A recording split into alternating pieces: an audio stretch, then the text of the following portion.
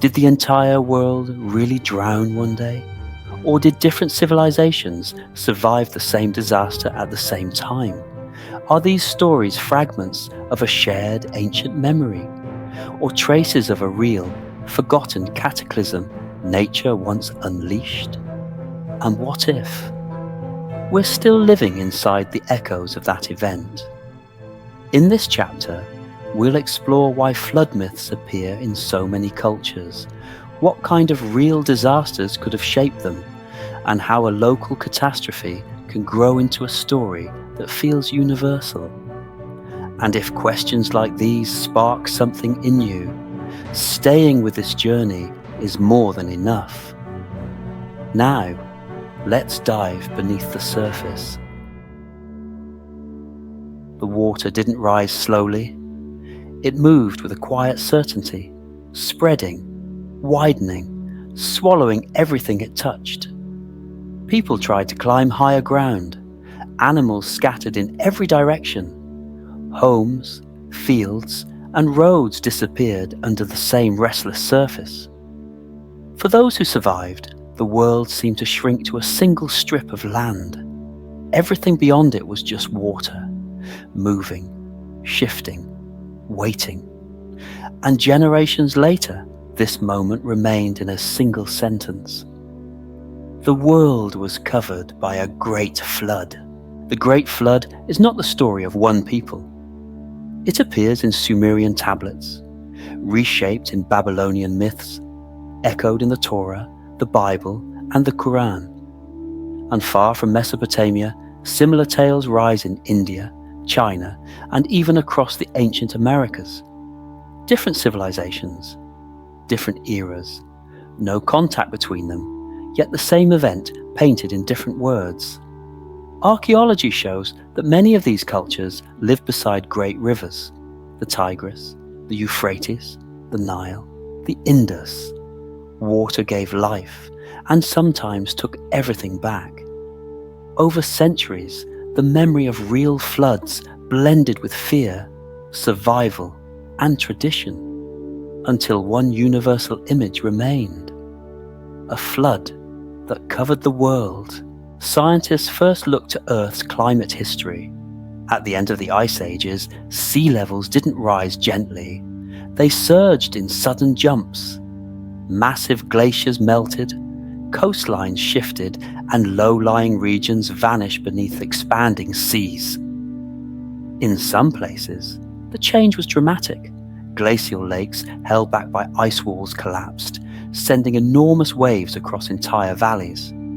These megafloods left scars still visible today in North America, Asia, and parts of Europe. From the ground, such a surge would feel absolute. If your entire horizon flooded in a single day, it would be easy to believe the whole world was gone. The first scientific possibility is exactly this: melting ice, arrow, rising seas, arrow, catastrophic regional floods that later became the seeds of a universal story. Throughout history, weather patterns have shifted violently. Monsoon cycles changed, seasons stretched or collapsed, and rivers rose far beyond their usual limits. Large volcanic eruptions can trigger months of heavy rain. Ash in the atmosphere cools the air, redirects winds, and creates long chains of relentless storms. Then there are the oceans. A powerful earthquake can lift the seafloor for a moment, just long enough to send a towering wave toward the shore. To anyone standing there, a tsunami feels like the entire horizon rushing forward at once. Even river systems can combine multiple forces: melting snow, extreme rainfall, and an overflowing lake joining into a single, overwhelming surge. To ancient people, events like these wouldn't seem regional. They would seem total. A flood that came from everywhere, with no clear beginning or end. Great disasters don't just break the world outside. They distort the world inside the mind. In moments of extreme danger, the brain stops recording details and focuses only on survival.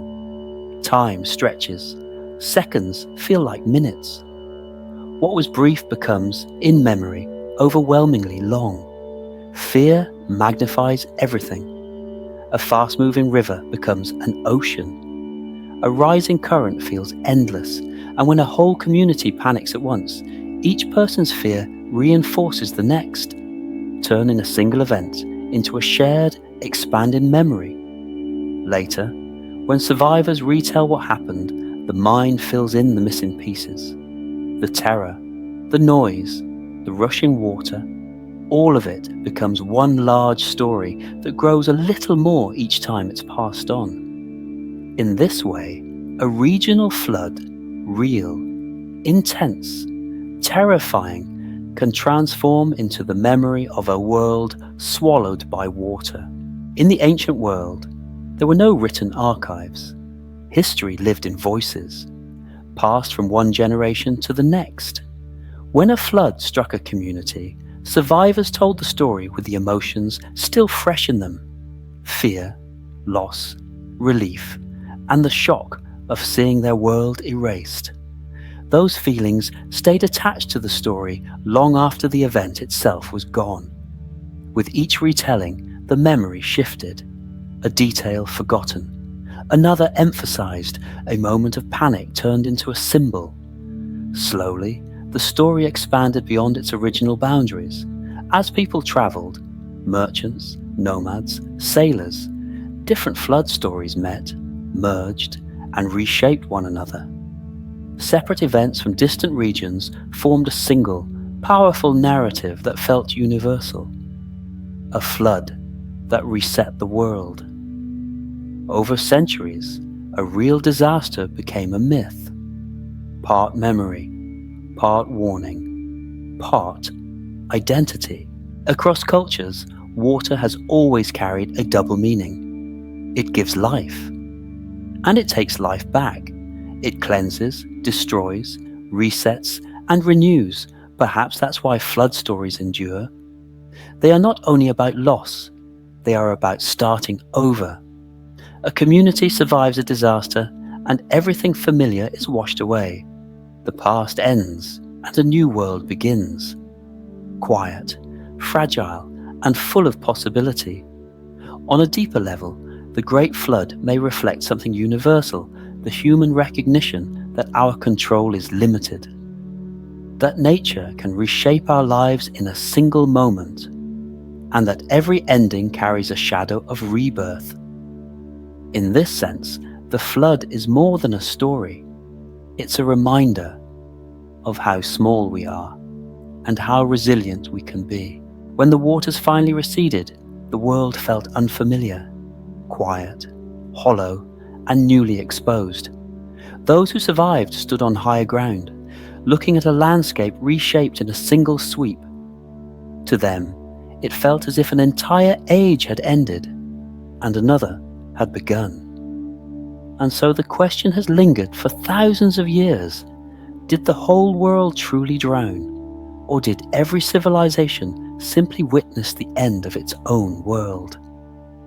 We've traced the possibilities behind the flood, what it erased and what it left behind. But the journey doesn't stop here. After the waters, ancient stories turn upward, toward the sky, towards something humanity could never fully explain. A sign, a presence, a question waiting in the air. If you want to keep following these hidden threads, just stay close. Another veil is about to lift.